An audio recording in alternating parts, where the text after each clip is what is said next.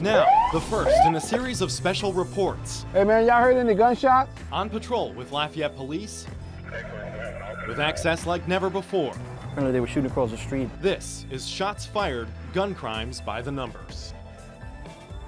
In this series, we're looking at the city of Lafayette. Last year, Lafayette had 20 homicides, 19 involved guns. It was the deadliest in at least 5 years, and so far 2016 is on pace with those numbers: 9 homicides, 7 with guns. This is part of a project with ABC News and affiliates across the country. It's something we started working on before the shootings last week. The goal, to look at one specific week of gun crimes across America. Here is just the beginning of what we saw in Lafayette. On this Saturday night in June, Lafayette police are rushing to the scene of a shooting on North Buchanan Street. Who shot you, man? A young kid? There, on the ground, in front of a car, a man who's been shot, bleeding from his legs. What kind of vehicle was it, man? I wasn't a vehicle. Huh? I wasn't a vehicle. They on foot? They on foot. Hold on. What they look like? Huh? Like a dread, shortcut red shirt.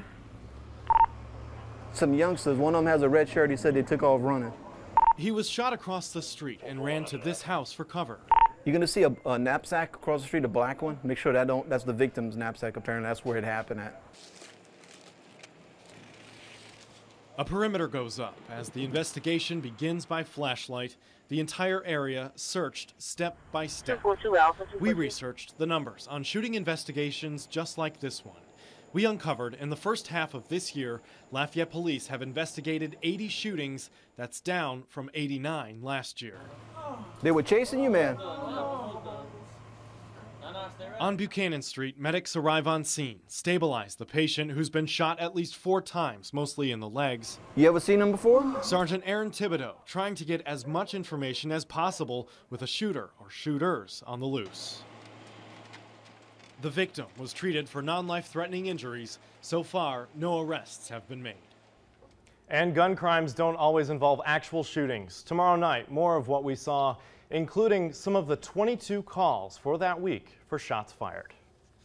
Here's Rob's 24-hour forecast.